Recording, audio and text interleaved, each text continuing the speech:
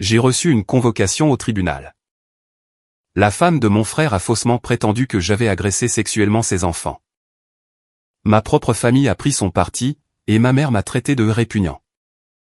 Mais maintenant, la vérité a éclaté, et ils veulent se réconcilier. Salut tout le monde, avant de plonger dans la vidéo d'aujourd'hui, j'ai besoin de votre aide. Nous avons remarqué que la chaîne perd un peu de vitesse. Et vous abonner est l'un des meilleurs moyens de nous soutenir. C'est rapide, c'est gratuit, et cela nous aide à continuer de vous proposer un super contenu. Votre soutien compte énormément pour nous. Continuons à faire grandir cette chaîne, tous ensemble. Merci beaucoup. Maintenant, commençons la vidéo. Bon, écoutez. Je vais être franc avec vous, bande de dégénérés. Cette histoire va vous mettre en rogne. Elle va vous faire remettre en question tout ce que vous pensiez savoir sur le système judiciaire. Et j'espère qu'elle vous rappellera pourquoi il ne faut jamais ignorer les signaux d'alarme. J'ai 39 ans aujourd'hui, je travaille comme analyste de données. Et je fais cavalier seul depuis 8 ans, par choix. Pas parce que je n'arrive pas à choper. Je choisis simplement de ne plus avoir affaire au cirque des relations modernes. Trop de drames, trop de jeux, et trop de façons pour que ces conneries vous explosent à la figure. Quand vous essayez de partir. Je préfère mettre du Metallica à fond. Me défoncer à la salle de sport jusqu'à ce que mes épaules hurlent. Et vivre ma vie sans que quelqu'un teste constamment mes limites, juste pour voir ce qui va craquer. Mais ce bordel monstre a commencé quand mon jeune frère, Derek, a touché le jackpot dans la tech. Et je pouvais sentir les vautours tourner, à des kilomètres à la ronde. Derek a 34 ans, et il a galéré dans l'enfer des startups pendant des années. Survivant avec des nouilles instantanées et de faux espoirs. Comme tous les autres pisseurs de code de la Silicon Valley. Il a la garde exclusive des 2 enfants de son précédent mariage, Elisa et Jake. Depuis que son ex a déménagé à l'autre bout du pays pour le travail. Donc, il gérait son rôle de père célibataire, tout en essayant de bâtir sa carrière. Ensuite, sa société spécialisée dans la blockchain a été rachetée par Microsoft. Pour une somme d'argent complètement folle. On parle de pouvoir prendre sa retraite à 34 ans, et de s'acheter une île cash. Je n'étais pas amer à ce sujet. Derek est un mec bien, qui mérite un peu de chance. J'ai mon propre chez moi, des économies correctes, et j'ai construit ma vie brique par brique. Sur 20 ans de travail acharné. Mais je savais ce qui arrive. Quand des gars ordinaires se mettent soudainement à nager dans l'argent. Le moindre parasite, dans un rayon de 80 km, commence à renifler autour. Derek est immédiatement passé en mode nouveau riche. Des vêtements de créateur pour tout. Une Tesla qui coûtait plus cher que la plupart des maisons. Un Pantouz en centre-ville, avec d'immenses baies vitrées. Les classiques de l'argent frais. C'était son choix. Peu importe. Puis, cette fille, je l'appellerai Sophia, s'est glissée dans le décor. Ils se sont rencontrés 6 mois après son coup de chance. Elle prétendait être photographe indépendante. Mais elle se comportait comme la royauté de la vieille fortune. Tout était parfait. Un maquillage qui lui prenait probablement 1 heure. Un sac à main qui valait plus que ma moto. Des ongles refaits chaque semaine, réglés comme une horloge. Elle disait qu'elle était entre 2 appartements, tout en construisant son portfolio artistique. Mais pas de chance pour elle. Elle est tombée sur quelqu'un qui repère les signaux d'alarme ambulants. Comme un faucon à 1000 mètres d'altitude. J'avais déjà croisé son genre auparavant, 2 fois en fait. Alors oui, je savais exactement à qui j'avais affaire. Voici ce qu'il faut savoir sur les croqueuses de diamants professionnelles. Ce ne sont pas les stéréotypes de la fille de banlieue paumée, avec des problèmes paternels. Les plus douées sont des prédatrices sophistiquées. Qui étudient leur proie comme de véritables scientifiques. Elles comprennent la psychologie. Elles font des recherches sur leurs cibles, et elles se déplacent avec une précision chirurgicale. Derek a été mordu dès la première conversation. Il a commencé à bafouiller sur cette femme incroyable, qui comprenait sa vision créative. Pendant les dîners de famille. Quelle putain de vision créative. Le mec écrit des requêtes de base de données, et enchaîne les séries sur Netflix.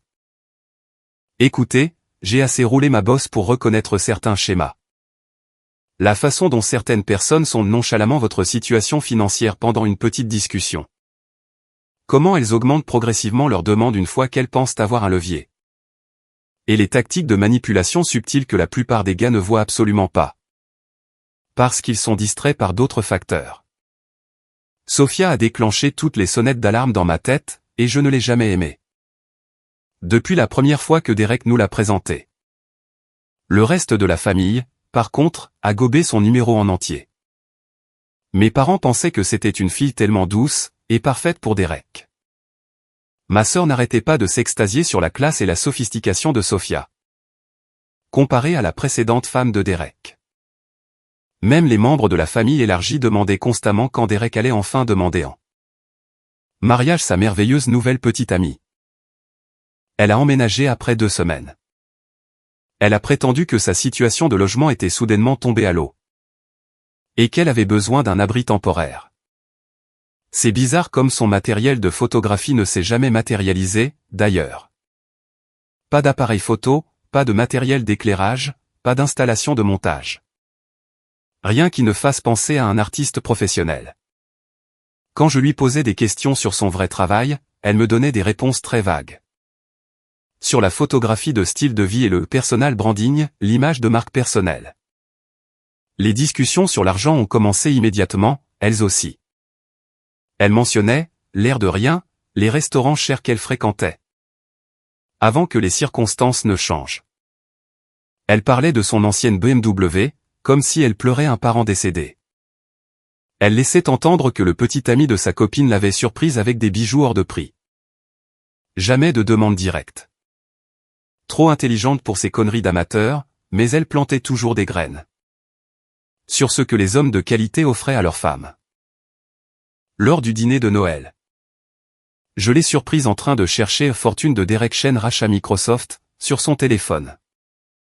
Elle n'essayait même pas d'être discrète, elle recherchait carrément, de manière directe. La taille exacte du compte en banque de sa cible. Quand elle a remarqué que je la regardais, elle a basculé sur Instagram, comme de rien n'était. Ce moment-là a confirmé tout ce que je soupçonnais. Cette femme était une chasseuse professionnelle. Et mon frère se promenait avec une cible peinte en plein milieu du front. Le truc, c'est que j'ai essayé de prévenir Derek à plusieurs reprises, mais les mecs n'écoutent pas. Quand ils reçoivent régulièrement de l'action. Et que leur ego est flatté par quelqu'un de séduisant. La logique rebondit directement sur ce bouclier hormonal. Mec, elle a emménagé après 2 semaines. Et elle n'a pas contribué d'un seul dollar à la moindre dépense, lui ai-je dit. Pendant l'une de nos séances de sport. Elle prétend être photographe. Mais ne possède aucun équipement. Réfléchis un peu à ce que ça veut dire. Tu ne comprends pas notre dynamique, me répondait-il. Tout en soulevant au développé couché le double de son poids habituel. Elle a été blessée par le passé. Par des gars qui n'appréciaient pas son article. Elle a besoin de temps pour se sentir en sécurité. Avant de s'ouvrir. Réponse classique. Quand Derek se laisse emporter par la romance et l'attention.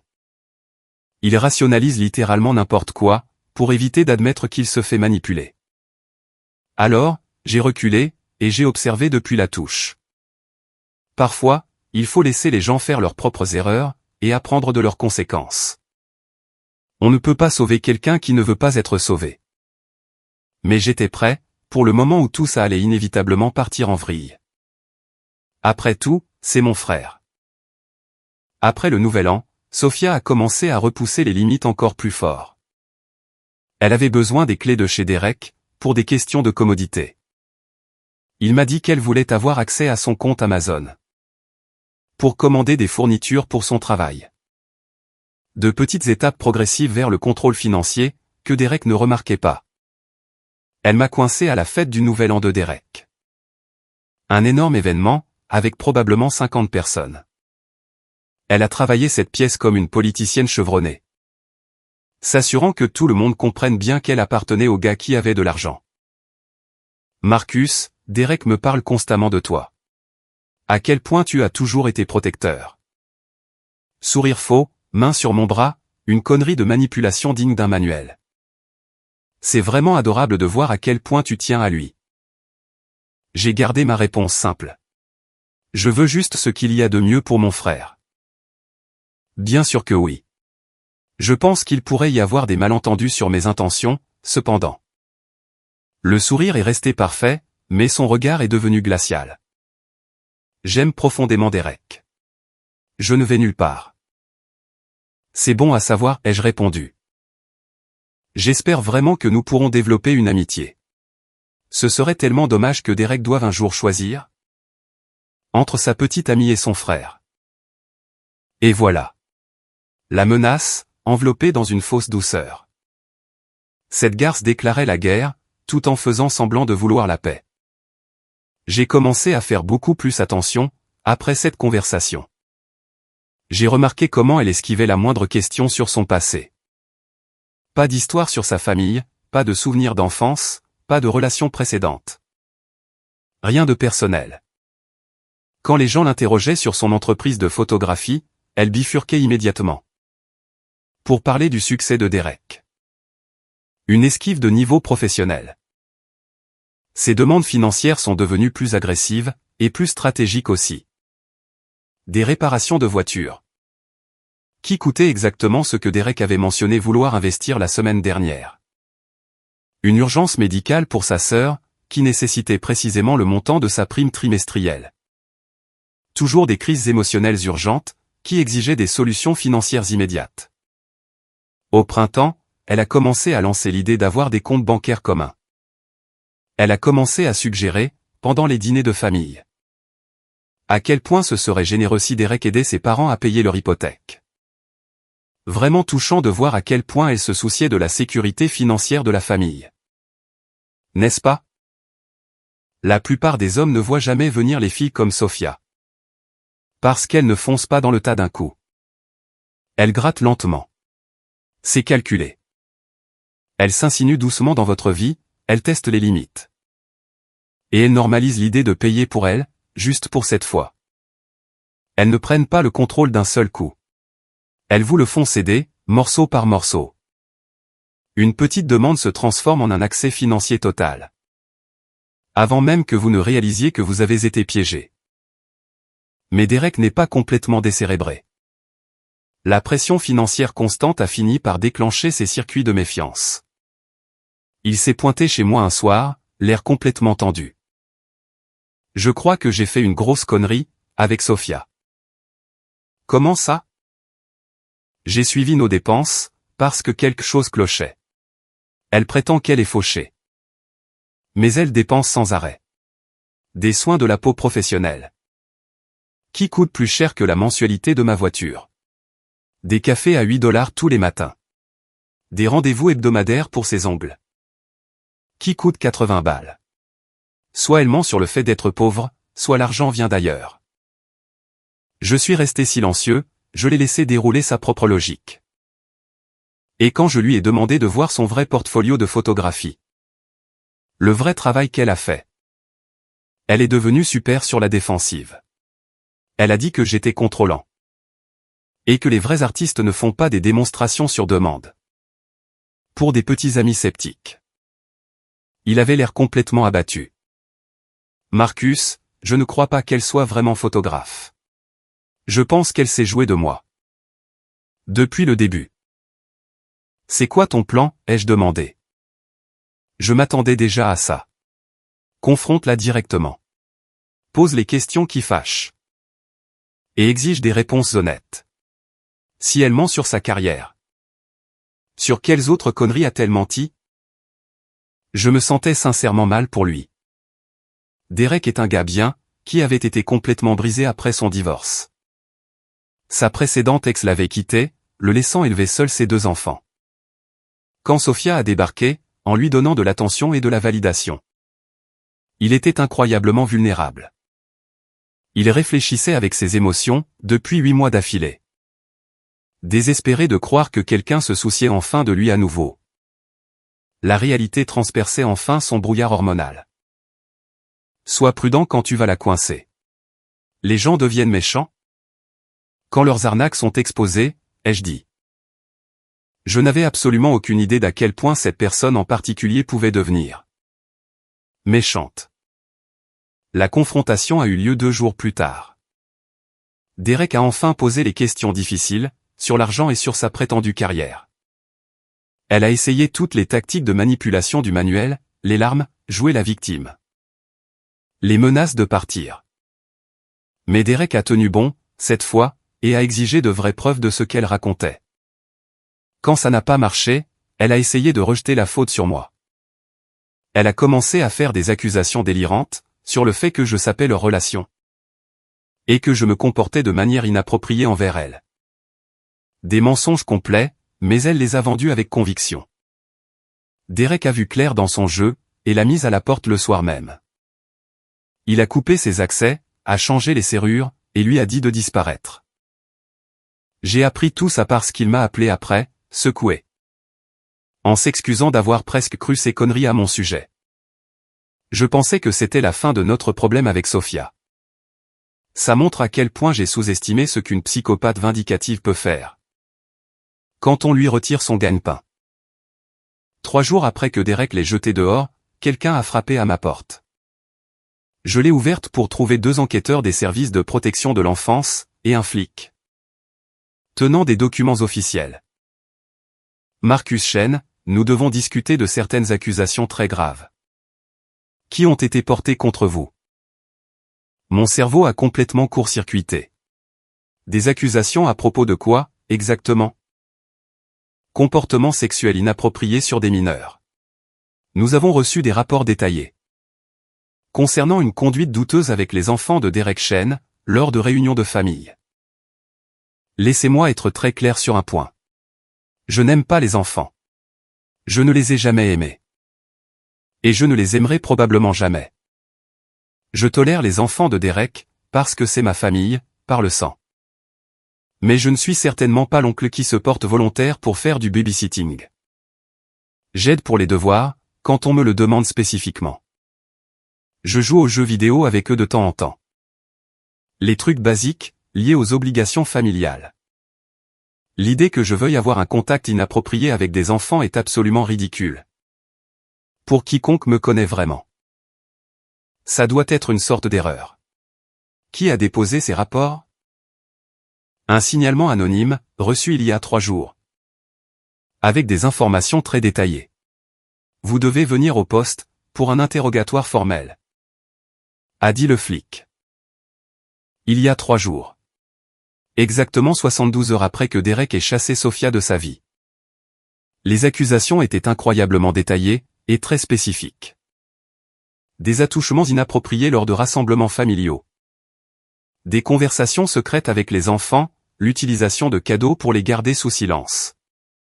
Concernant notre relation spéciale.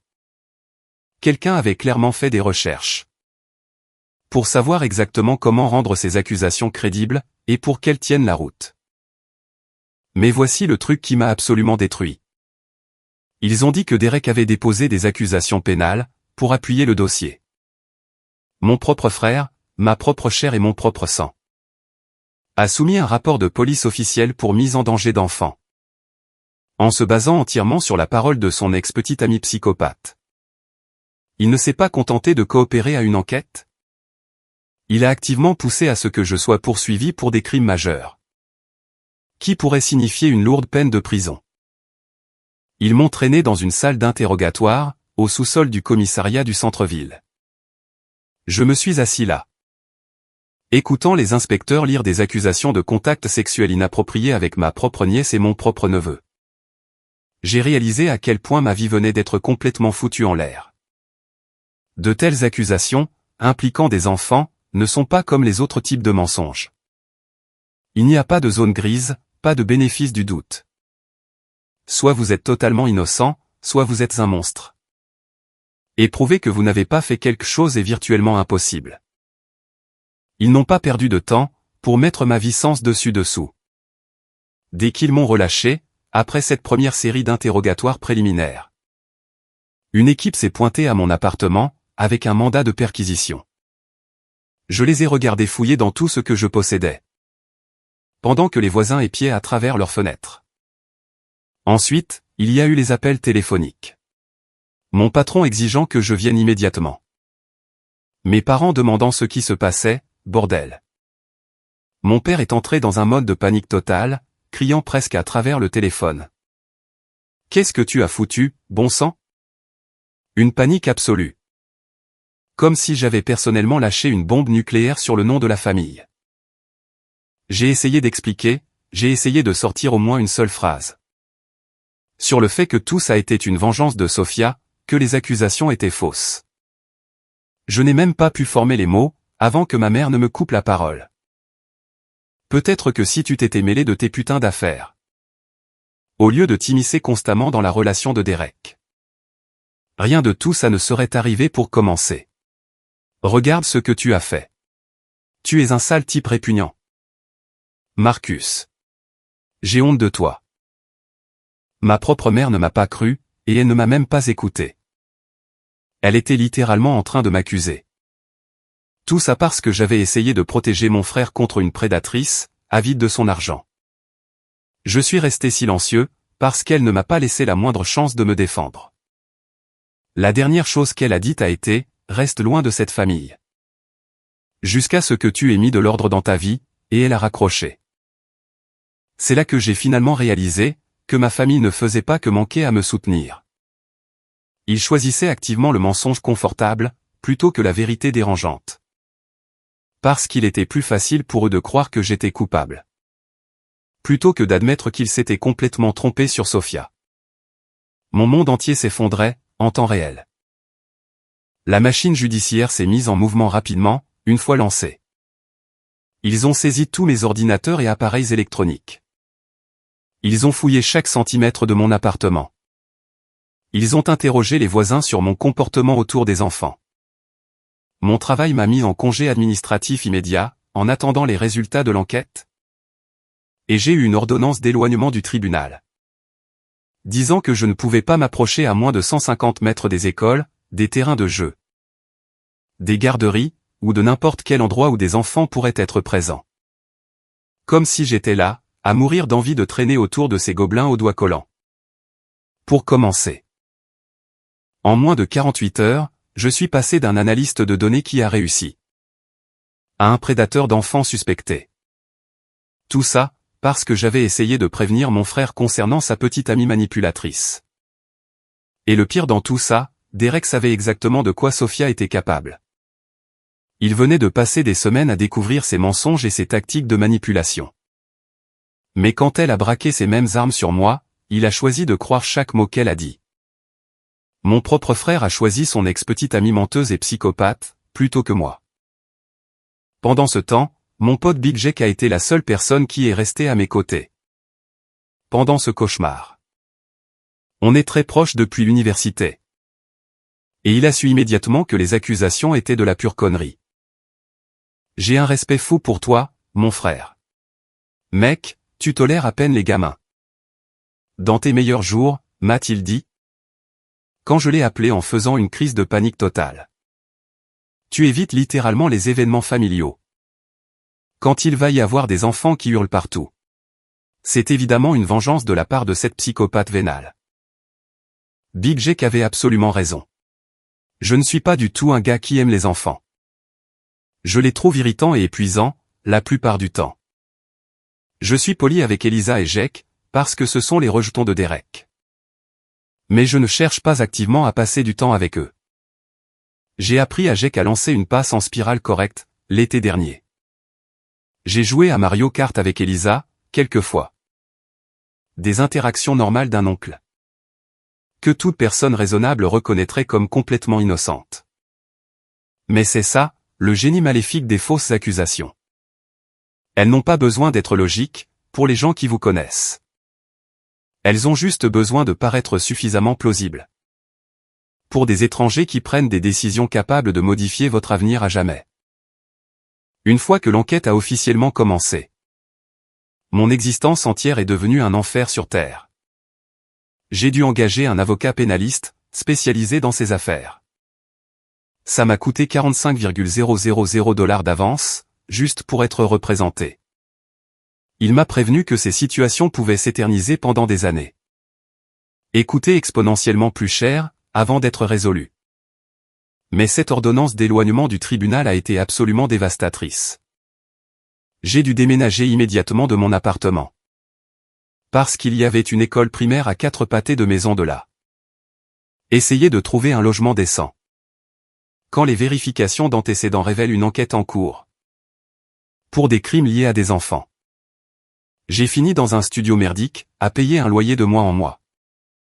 Parce qu'aucune société de gestion immobilière légitime ne voulait me faire un bail. Le propriétaire était un type louche, qui ne posait pas trop de questions. Tant que je payais en liquide et d'avance, chaque mois. Le travail est devenu exponentiellement pire, immédiatement. Les ressources humaines m'ont convoqué pour une réunion. Au sujet des allégations extrêmement préoccupantes dont ils avaient entendu parler par les canaux officiels. J'ai essayé d'expliquer que c'était, de toute évidence, la vengeance d'une ex-vindicative. Mais la politique de l'entreprise était la tolérance zéro absolue. Pour tout ce qui impliquait des enfants. Licenciés sur le champ.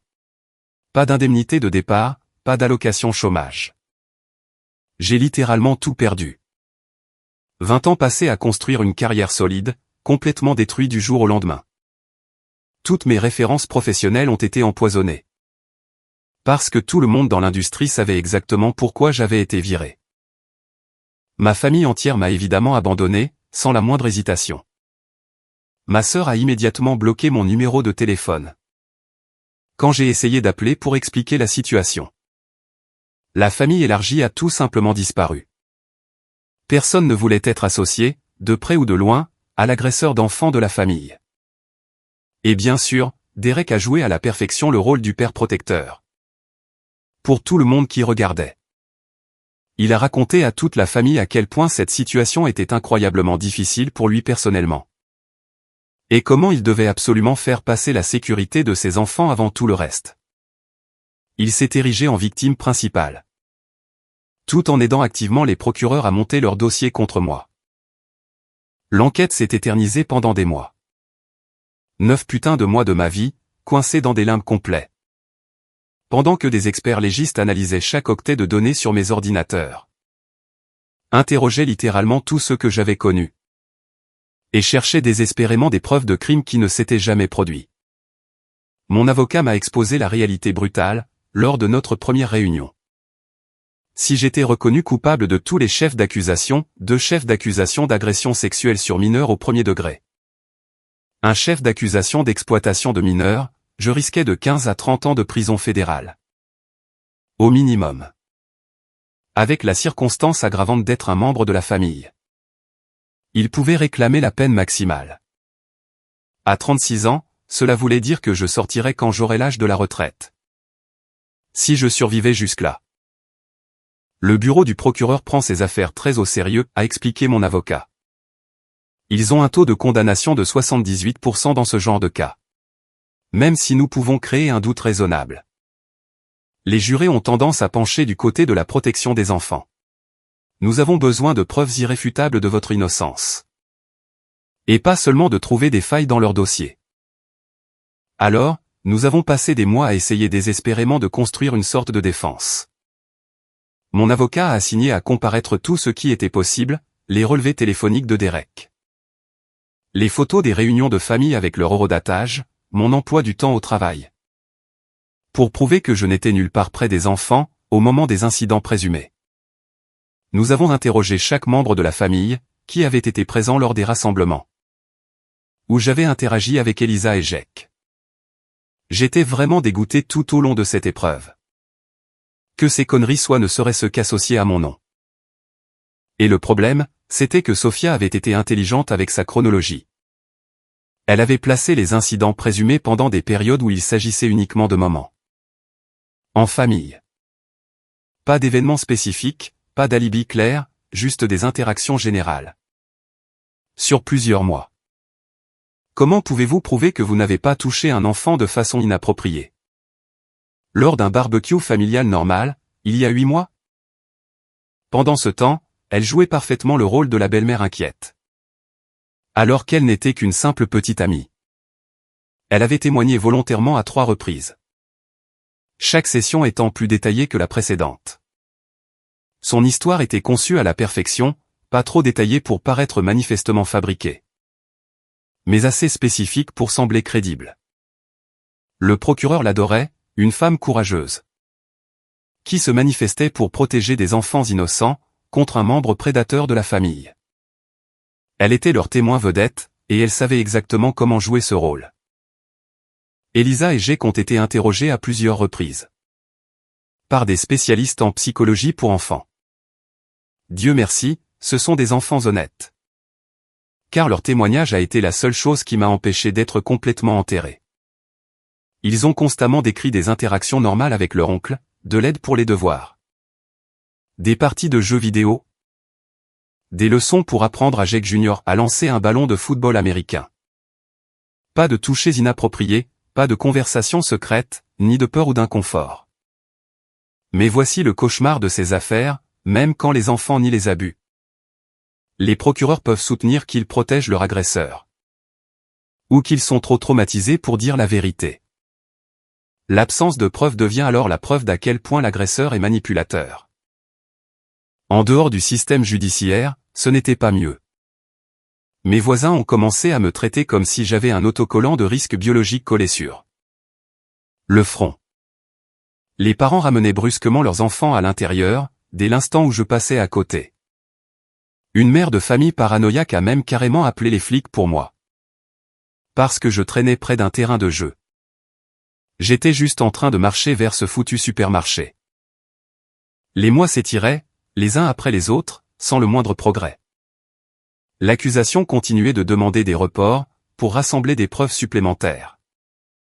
Mon avocat soupçonnait qu'ils savaient que leur dossier était faible. Mais ils espéraient que quelque chose de nouveau ferait surface. Je vivais dans les limbes. Je ne pouvais pas travailler. Je ne pouvais rien faire pour prouver à ma mère que j'étais innocent. Chaque comparution au tribunal était une guerre psychologique. Être assis là, pendant que le procureur décrivait, avec des détails très graphiques, ce que j'avais prétendument fait à des enfants que j'aimais. Regarder Sophia tamponner ses yeux avec des mouchoirs, tout en tissant ses mensonges. Voir Derek dans le public, soutenir sa version des faits. Le pire, ce fut l'audience préliminaire, où ils ont lu les accusations complètes à haute voix. 20 personnes dans cette salle d'audience ont entendu chaque détail répugnant de ce que j'étais censé avoir fait. Le greffier tapant tout ça, pour le registre officiel. Mon nom attaché de façon permanente à ces mots-là. Au travers de tout ça, Big Jake est devenu ma seule bouée de sauvetage, pendant cette période. Il m'apportait des courses, quand je ne pouvais pas supporter d'affronter le public. Il m'aidait avec les candidatures pour des emplois, quand je n'arrivais pas à me concentrer assez longtemps pour les remplir. Plus important encore, il n'a pas douté une seule fois de mon innocence. Et il ne m'a jamais fait sentir comme un fardeau. C'est un véritable assassinat de caractère, disait-il, pendant que nous soulevions des poids dans son garage. Cette connasse psychopathe savait exactement sur quel bouton appuyer pour détruire complètement ta vie, mais la vérité finit toujours par éclater. Il me donnait un peu d'espoir, même si je ne voyais aucun signe d'amélioration. Au 7e mois, j'étais prêt à accepter un accord de plaidoyer. Mon avocat avait trouvé des incohérences dans la chronologie de Sophia, mais rien de décisif.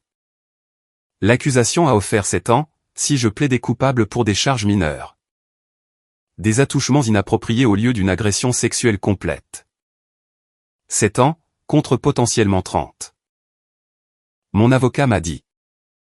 Ce n'est pas un aveu de culpabilité. C'est une décision d'affaire.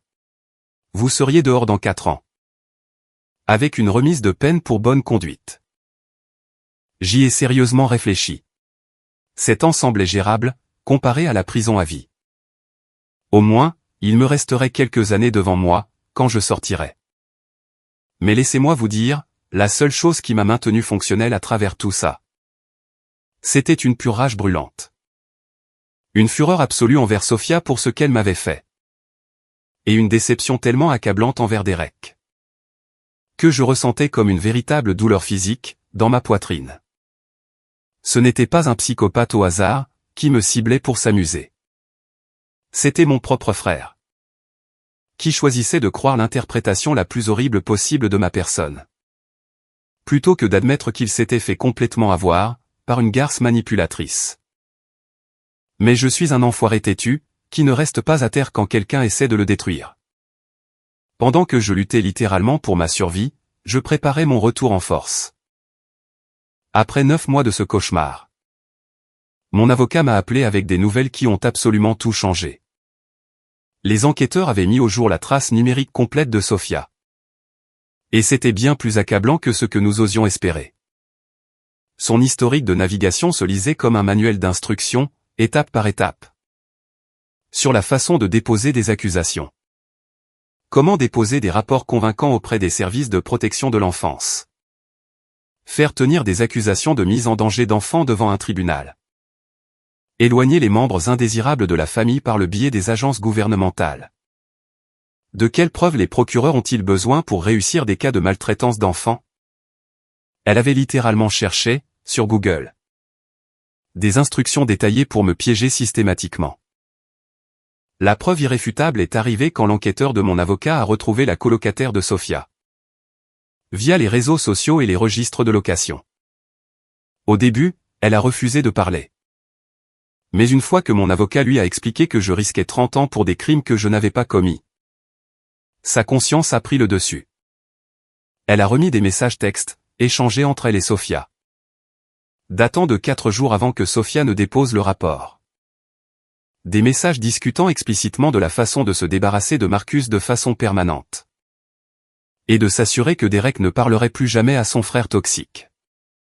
Elle avait fait des captures d'écran, pensant que Sofia évacuait juste ses drames familiaux. Elle n'avait aucune idée qu'elle prévoyait de déposer de fausses accusations criminelles. Même les procureurs les plus biaisés ne pouvaient pas ignorer ce niveau de préméditation calculée. Son histoire changeait de façon dramatique, sans arrêt, lors des entretiens de suivi avec les enquêteurs. À l'origine, elle prétendait que les incidents s'étaient produits lors de rassemblements familiaux, avec de multiples témoins présents. Ensuite, elle a changé de version pour dire que j'avais emmené Jake seul dans mon appartement, à plusieurs reprises. Sauf que les images de sécurité du bâtiment ont prouvé qu'il n'était jamais venu chez moi. Pas une seule fois. Puis, elle a affirmé que j'avais donné à Elisa un téléphone portable secret, pour me contacter en privé. Sauf que les registres de la compagnie de téléphone ont montré qu'un tel appareil n'avait jamais existé. Chaque nouvelle version contredisait toutes les précédentes. Le signe classique de quelqu'un qui invente des conneries de façon frénétique, au fur et à mesure. Le clou final a été la chronologie. Elle a déposé son rapport détaillé. Exactement 72 heures après que Derek ait mis fin à leur relation. Et lui ait coupé l'accès financier. Le fait qu'elle ait vécu avec Derek et ses enfants pendant 8 mois consécutifs. Observant chaque routine, chaque interaction, sans jamais soulever une seule inquiétude. Jusqu'au moment exact où son filet de sécurité financier s'est volatilisé. N'était pas seulement suspect, c'était accablant. Mon avocat a présenté le dossier de preuves complet au procureur principal, lors d'une réunion qui a duré plus de 3 heures. Les preuves numériques de la préméditation, les messages textes prouvant le motif de la vengeance. Les incohérences de la chronologie, et l'histoire de Sofia qui changeait constamment. Il m'a appelé le lendemain matin, avec les mots que je priais d'entendre, depuis 9 mois. Toutes les charges sont abandonnées. Immédiatement et définitivement. L'enquête a officiellement conclu que les accusations étaient des fabrications malveillantes, conçues spécifiquement pour causer un préjudice personnel. J'ai raccroché, et je suis juste resté assis là, à fixer le mur pendant 20 bonnes minutes. Pas de larmes, pas de célébration, pas de coups de poing en l'air, juste rien. On pourrait croire que je sauterais de joie, dans mon studio pourri, en appelant tout le monde. Au lieu de ça, je me suis senti comme quelqu'un à qui on vient de dire que le cancer a disparu, mais qu'il a déjà perdu ses 2 jambes. Je veux dire, ouais, j'étais légalement blanchi de tous mes faits. Mais les dégâts causés à ma vie étaient déjà permanents, et irréversibles. Vous ne pouvez pas effacer 9 mois de destruction systématique de votre réputation. Cette rage ne s'est jamais calmée, et j'étais sur le point de déclencher l'apocalypse nucléaire contre tous ceux qui s'étaient dressés contre moi. J'ai essayé de retourner dans mon ancienne entreprise. Mais ils avaient pourvu mon poste de façon permanente. Et n'ont montré aucun intérêt à réembaucher quelqu'un avec un historique judiciaire inquiétant. D'autres cabinets du secteur avaient entendu parler de l'enquête via les réseaux de commérage professionnels. Les vérifications d'antécédents affichaient toujours les détails de l'enquête bien en vue. Même si toutes les charges avaient été abandonnées. Les départements des ressources humaines ne font pas la différence entre des charges abandonnées et une innocence prouvée. Les deux paraissent tout aussi problématiques sur le papier. Il m'a donc fallu 8 mois angoissants pour retrouver un travail décent. Et cela a représenté un énorme pas en arrière dans ma carrière. Une entreprise beaucoup plus petite, une baisse de salaire de 30%. Et je redémarrais fondamentalement toute ma vie professionnelle, à 37 ans. Tout ça parce qu'une croqueuse de diamants psychopathe a décidé d'utiliser des accusations de maltraitance d'enfants comme une arme. Pour se venger personnellement. Derek a tenté de se réconcilier, après que toute la vérité a éclaté. Il s'est pointé à mon appartement avec ses excuses pathétiques, faites à moitié. Sur le fait qu'il avait été obligé de protéger ses enfants, et qu'il espérait que je pourrais, d'une manière ou d'une autre, comprendre sa position impossible. Non, je ne comprends absolument pas ta position. Espèce de lâche sans colonne vertébrale. Tu as choisi de croire ton ex-petite amie manipulatrice, et avide de ton argent. Plutôt que ton propre frère de sang. Tu n'as pas seulement manqué de me soutenir, pendant la pire période de ma vie. Tu as activement collaboré avec les procureurs, qui essayaient de m'envoyer en prison. Pour agression sexuelle sur enfant. Tu manques vraiment aux enfants, a-t-il dit avec une fausse sincérité. Elisa pose constamment des questions sur l'oncle Marcus. Alors, pourquoi exactement ne puis-je pas les voir? Eh bien, ma nouvelle petite amie est mal à l'aise avec toute cette histoire. Elle pense qu'il vaudrait mieux attendre. Jusqu'à ce que beaucoup plus de temps s'écoule. Et voilà. Encore aujourd'hui, je suis toujours puni, et traité comme un dangereux prédateur. Derek veut une réconciliation pratique, où je fais semblant que tout est totalement normal. Tout en acceptant que je n'aurai plus jamais de relation normale avec ses enfants. Il veut que je sois reconnaissant de sa générosité, puisqu'il veut bien me parler. Tout en maintenant que je suis encore trop risqué pour côtoyer des enfants. Je lui ai dit que c'était définitivement terminé entre nous. Certaines trahisons ne peuvent tout simplement pas être pardonnées. Et certains ponts ne peuvent pas être reconstruits, une fois que vous les avez réduits en cendres. Mais Sophia, elle, pensait qu'elle était complètement en sécurité maintenant. Elle avait obtenu son substantiel règlement de divorce. Elle avait déménagé dans une autre ville pour prendre un nouveau départ. Et elle cherchait probablement déjà sa prochaine victime fortunée. Elle se mettait le doigt dans l'œil, jusqu'au coude, en se croyant à l'abri. Big Jack m'a aidé à faire des recherches, sur toutes les options légales possibles. Pour obtenir une vraie justice. Tu ne peux absolument pas laisser cette connasse psychopathe s'en tirer comme ça, a-t-il dit. Pendant que nous travaillions sur sa Harley dans son garage. Elle t'a coûté des centaines de milliers de dollars en frais de justice, en perte de revenus. Et en dommages permanents sur ta réputation. Il doit y avoir des conséquences sérieuses. Il avait totalement raison. J'ai trouvé un avocat spécialisé dans les poursuites pour diffamation. Infliction intentionnelle de détresse émotionnelle, et abus malveillant de procédures judiciaires. Ça m'a coûté 25,000 dollars supplémentaires, d'avance, pour être représenté. Mais il ne s'agissait plus seulement de récupérer de l'argent. Il s'agissait de m'assurer que ces actions aient de réelles conséquences. La beauté des procédures civiles. C'est que vous n'avez pas besoin de preuves au-delà d'un doute raisonnable. Comme l'exigent les affaires pénales. Vous avez juste besoin de démontrer qu'il est plus probable qu'improbable. Que quelqu'un a délibérément menti et causé des dommages mesurables. Nous avions des montagnes de preuves irréfutables. Son historique de navigation complet. Montrant des recherches systématiques sur le dépôt de faux rapports. Des conversations par message texte, discutant explicitement de plans pour me détruire. La chronologie suspecte. Prouvant qu'elle a déposé plainte immédiatement après que Derek l'ait larguée. Son histoire, qui changeait constamment et se contredisait, pendant l'enquête. La conclusion officielle et écrite du procureur. Déclarant que ces accusations étaient des mensonges malveillants. Conçus pour causer un maximum de tort. Nous avons documenté chaque centime des dommages qu'elle avait causés à ma vie. Les frais de justice, pour un total de 73,000 $. La perte de revenus liée au chômage et au recul de ma carrière, pour un total de 180,000 $. Les frais de déménagement, les coûts des thérapies obligatoires, les côtes de crédit endommagées par le chômage. Tout s'est additionné pour atteindre 340,000 $, en dommages directs et documentables. Mais je ne m'arrêtais pas à la simple récupération.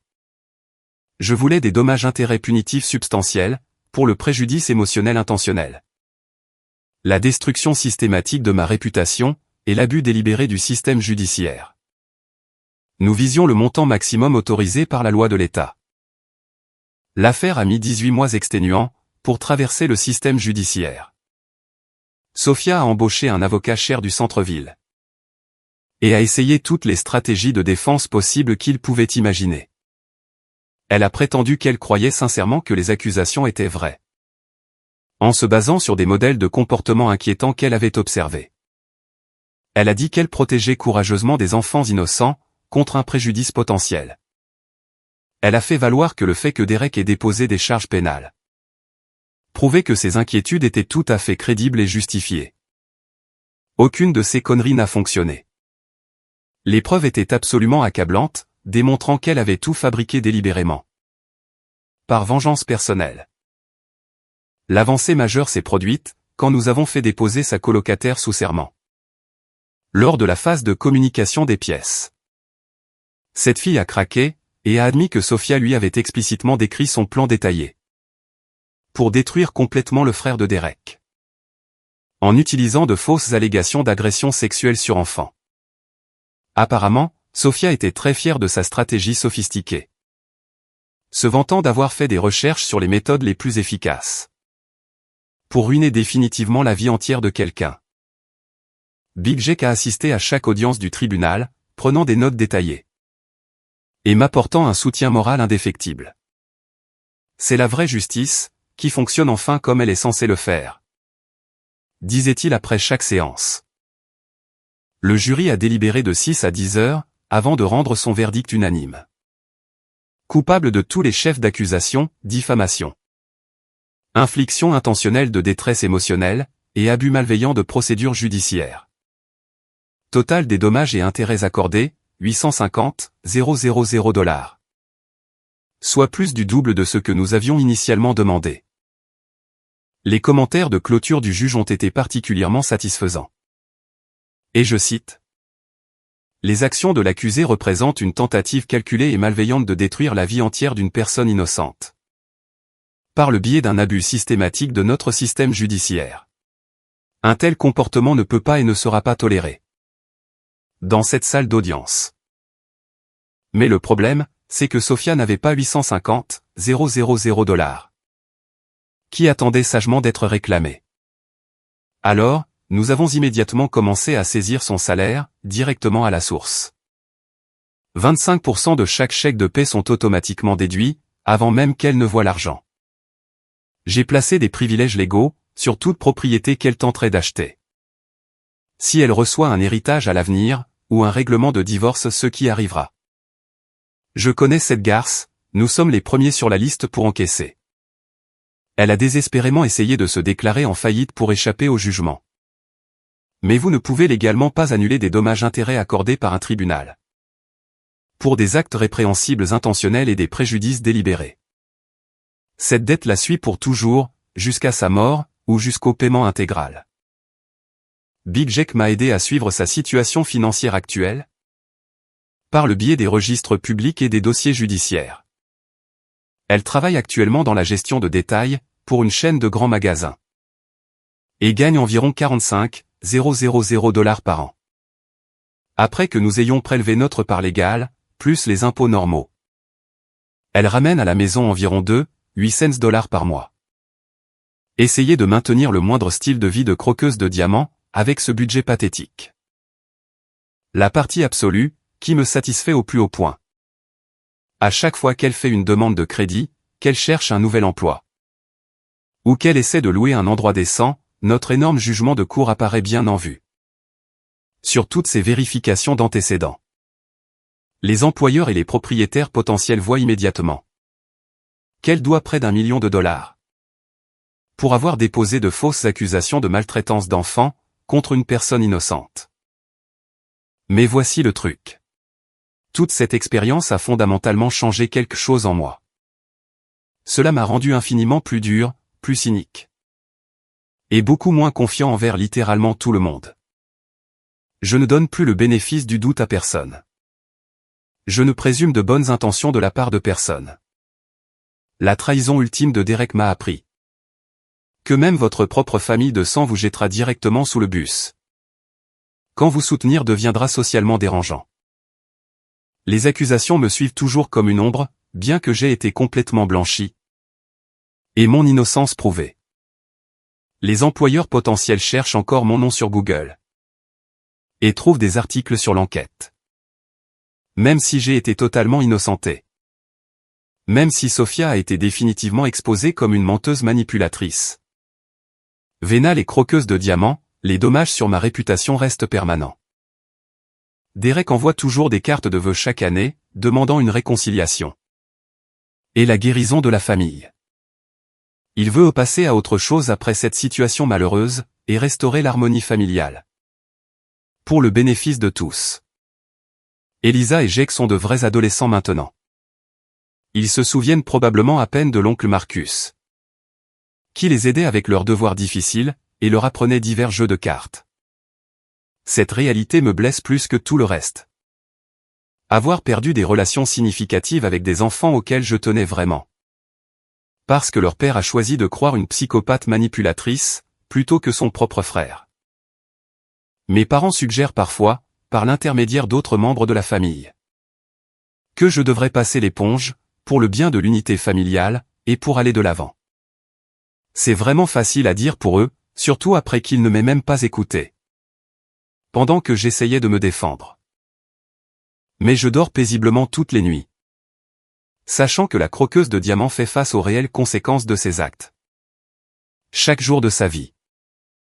À chaque fois qu'elle reçoit un chèque de paie, et qu'elle voit cet argent déduit automatiquement. À chaque fois qu'elle demande un crédit, et qu'elle est immédiatement rejetée. À chaque fois qu'elle essaie d'avancer dans sa vie, et que son passé malveillant la rattrape. Certaines personnes pensent que je suis vindicatif, et que je devrais passer à autre chose. Que j'aurais dû accepter le non-lieu dans l'affaire pénale. Et me concentrer sur la reconstruction de ma vie. Ces personnes n'ont jamais vu leur existence entière détruite par des mensonges. Elles n'ont jamais regardé leur propre famille choisir une fiction confortable. Plutôt qu'une vérité dérangeante, simplement parce que c'est plus facile à croire. Big Jake résume parfaitement la situation. Tu n'as pas seulement récupéré de l'argent. Tu as envoyé un message clair. À toutes les autres connasses psychopathes et vénales de ce monde. Les prélèvements mensuels sur son salaire rappelleront ce message à Sophia, chaque mois. Pour les 3 prochaines décennies.